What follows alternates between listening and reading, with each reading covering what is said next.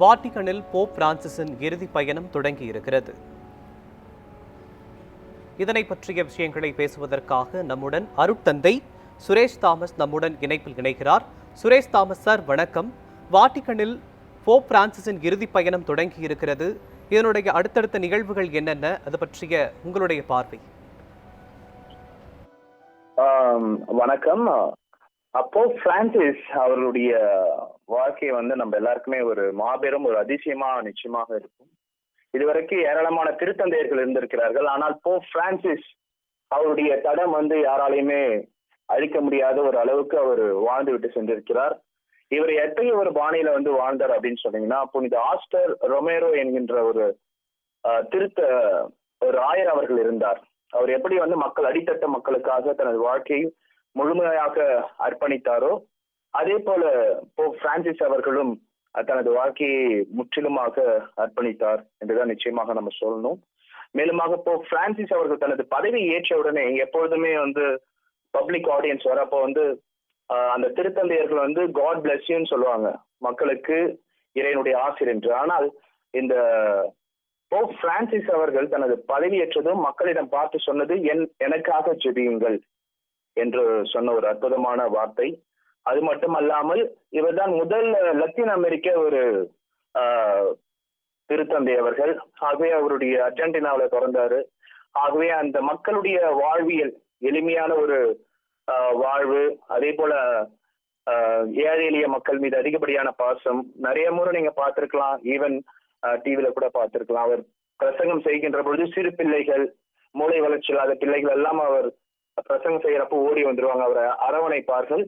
ஆனா அதெல்லாம் அவர் அதிகமாக வரவேற்பார். அவர்கள் இறைவனுடைய பிள்ளைகள் என்று அவர்கள் மீது தனிப்பட்ட அக்கறை கொண்டவர். அதே போல அவர் பதவி ஏற்றதும் கூட அவர் தனிப்பட்ட ஒரு ஒரு வாழ்வை அற்புதமாக அவர் தேர்ந்து கொண்டார். அங்க வேட்டிகன்லயே தங்காம, போப்புக்காக வைத்திருக்கக்கூடிய ஒரு பெரிய அறையிலே, ஆடம்பர அறையிலே தங்காமல், அவர் உடனடியாக அருகாமையில் இருக்கக்கூடிய ஒரு கெஸ்ட் ஹவுஸ்ல தான் அவர் தங்கினார். அங்க தங்கி கொண்டு அவர், நான் மக்களோடு இணைந்து பயணிக்க வேண்டும், மக்களுடைய வாழ்க்கையை நான் அறிந்து கொள்ள வேண்டும், மக்களுடைய கஷ்டங்களை அறிந்து கொள்ள வேண்டும் என்று தனது வாழ்க்கையை முற்றிலுமாக கடவுளுக்காக அர்ப்பணித்தவர். அதே போல குழந்தைகள் மீது தனிப்பட்ட ஒரு அன்பு கொண்டவர். அடுத்த தலைமுறை, திருச்சபையின் தலைமுறை குழந்தைகள் என்று அவர்களை அதிகமாக ஊக்குவித்தவர். அதே போல கடந்த ஆண்டுகளில் நாம் பார்த்தோமேயானால் இளையோர்களுக்கான மாநாடுகளை எல்லாம் அவர் வழிநடத்தினார். இளையோர்களை எல்லாம் ஒன்றாக அரவணைத்து அவர்களை அவர் அதிகமாக அன்பு செய்தார் என்பதை நாம் பார்க்கின்றோம். அதே போல இறைவனுடைய ஆசீர்வாதம் அனைவருக்கும் செல்ல வேண்டும், அனைத்து விதமான பாலினருக்கும் செல்ல வேண்டும் என்று அனைவரையும் அதிகமாக அன்பு செய்த ஒரு திருத்தந்தை, எழுச்சிமிக ஒரு திருத்தந்தை, சீர்திருத்தவாதியான ஒரு திருத்தந்தை.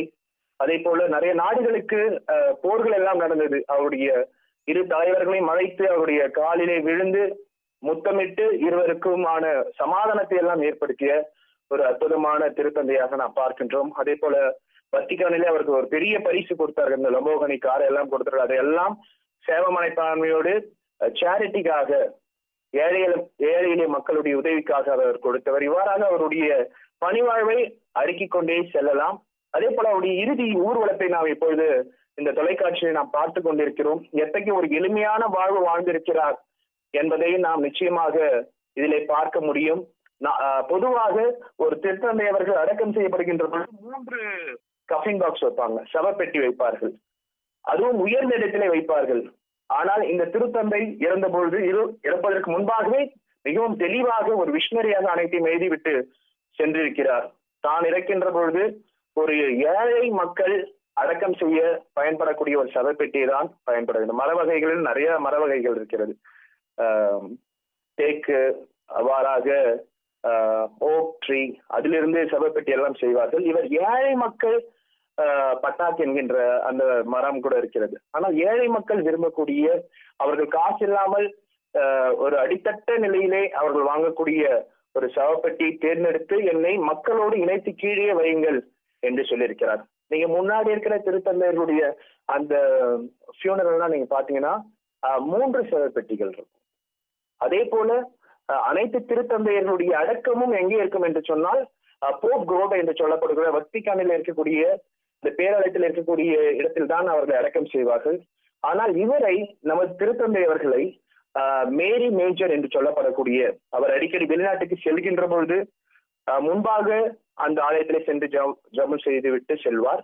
அந்த பயணத்தை முடித்துவிட்டு இறுதியாக வருகின்ற பொழுதும் அங்கே ஜெபம் செய்து விட்டு வருவார். இவ்வாறாக ஒவ்வொரு தனது இந்த பயணத்திலும் அந்த ஆலயம் முக்கிய பங்கு வகிக்கிறது. அன்னை மரியாதை மீது கொண்டிருந்த ஆழமான விசுவாசத்தின் நிமித்தமாக அவர் தன்னை அங்கே அடக்கம் செய்ய வேண்டும் என்று கேட்டுக்கொண்டிருக்கிறார். இதற்கு முன்பாக 600 ஆண்டுகளுக்கு முன்பாக ஒரு திருத்தந்தையை வைத்திருக்கிறார்கள். அதற்கு அப்புறம் இப்பொழுதுதான் நமது பிரான்சிஸ் அவர்களை வைத்திருக்கிறார்கள்.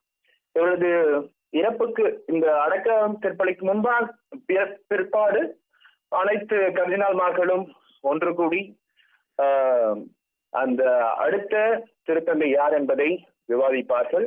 நம்ம எல்லாருக்குமே தெரியும், அந்த செலிஸ்ட் அந்த ஆலயத்திலே அனைவரும் ஒன்றாக இணைந்து வெள்ள புகை வெளியே வருகின்ற பொழுது திருத்தந்தை அவர்களை தேர்ந்து விட்டார்கள் என்று நமக்கு அறிவிக்கப்படும். கருப்பு அந்த புகை வருகின்ற பொழுது ஒன்றும் தேர்ந்தெடுக்கப்படவில்லை என்கின்ற ஒரு வரலாறு பின்னணியை நாம் நிச்சயமாக அறிவோம். ஆகவே இந்த திருத்தந்தையினுடைய இழப்பு என்பது ஒரு மாபெரும் வெற்றிடத்தை கத்தோலிக்க திருச்சபையிலே நிச்சயமாக விட்டு செல்லும். இந்த கத்தோலிக்க பாரம்பரியத்தை அழகாக அவர் வழி நடத்தினார். அந்த ஆதிக்கம் என்கின்ற ஒரு நிலையெல்லாம் உடைத்து விட்டு அவர் அனைவரையும் அரவணைத்து சென்றார். அவருடைய இந்த ராகுணவு ஒரு வழிபாட்டிலே நான் பார்க்கின்ற பெரிய வழிபாட்டிலே கிறிஸ்துவர்கள், முஸ்லிம், மற்ற மதத்தை சேர்ந்த அனைவரையும் அமர வைத்து அவருடைய பாதங்களை எல்லாம் கழுவி முத்தமிட்டார் என்பதை நாம் பார்க்கின்றோம். சிறைசாலைக்கு சென்று அங்கே இருக்கக்கூடிய கைதிகள் எல்லாம் அவர் அமர வைத்து அவருடைய பாதங்களை எல்லாம் கழுவி முத்தமிட்டார். இவ்வாறாக பாவிகளை அதிகமாக நேசித்த ஒரு திருத்தந்தையாக, அனைவரையும் அன்பு செய்த ஒரு திருத்தந்தையாக, வயதானவர்கள், இளம் குழந்தைகள், இளையோர்கள் அனைவரையும் அன்பு செய்த ஒரு மாபெரும் ஒரு திருத்தந்தையாக அவர் வாழ்ந்து விட்டு சென்றிருக்கிறார். அதே போல கத்தோலிக்க திருச்சபையில இருந்த அனைத்து விதமான தவறுகளையும் சுட்டிக்காட்டிய ஒரு திருத்தந்தை. அது ஆயர்களாக இருக்கலாம், பேராயர்களாக இருக்கலாம், அல்லது குருக்களாக இருக்கலாம், யார் செய்தாலும் அவரு என்பதை அவர் சுட்டிக்காட்டி அவர்களுக்கான தண்டனைகளையும் கொடுத்து அவர்களையும் திருத்தி வாழ வைத்த ஒரு திருத்தந்தையாக அவர் இருந்திருக்கிறார். ஆகவே இவருடைய இறப்பு நம் அனைவருக்கும் ஒரு மாபெரும் கஷ்டத்தையும் வேதனையும் விட்டு சென்றாலும் இது இறைவனுடைய இறைவனுடைய ஒரு திட்டம், இறை திட்டம் என்பதை நாம் அறிந்து கொண்டு தொடர்ந்து கத்தோலிக்க திருச்சபைக்காக ஜெபிப்போம். இந்த அற்புதமான இந்த கத்தோலிக்க திருச்சபை அழகாக மீண்டும் பாரம்பரியத்தை கொண்டு புதிய திருத்தந்தை அவர்களால் தொடர்ந்து வழிநடத்தப்படும் என்பதிலே எந்த ஒரு மாற்று கருத்தும் இல்லை.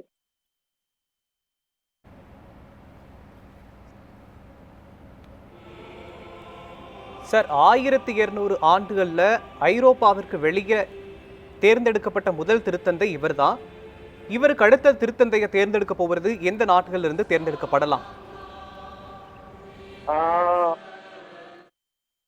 நீங்க சொன்னது போல இவர்தான் முதல் லத்தீன் அமெரிக்க திருத்தந்தை அவர்கள். இவருக்கு பிற்பாடு இத்தாலியிலே இருக்கக்கூடிய பேத்ரு என்று சொல்லப்படக்கூடிய ஒரு கர்தினால் அவர்கள் வரக்கூடும். ஏனென்றால் அவர்தான் நம்ம திருத்தந்தை இருக்கின்ற பொழுது அனைத்து விதமான என்சைக்ளிக்கல் ஃபார்மேட் பண்றது, கடிதம் எழுதுவது, அனைத்து நிர்வாகங்களையும் அவர் பார்த்து கொண்டார்.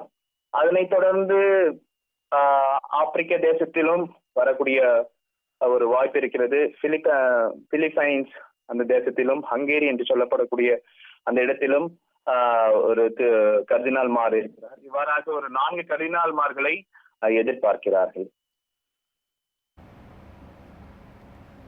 இணைப்பில் வந்து தங்களுடைய புகழஞ்சலியை பதிவு செய்தமைக்கு நன்றி அருட்தந்தை சுரேஷ் தாமஸ் சார்.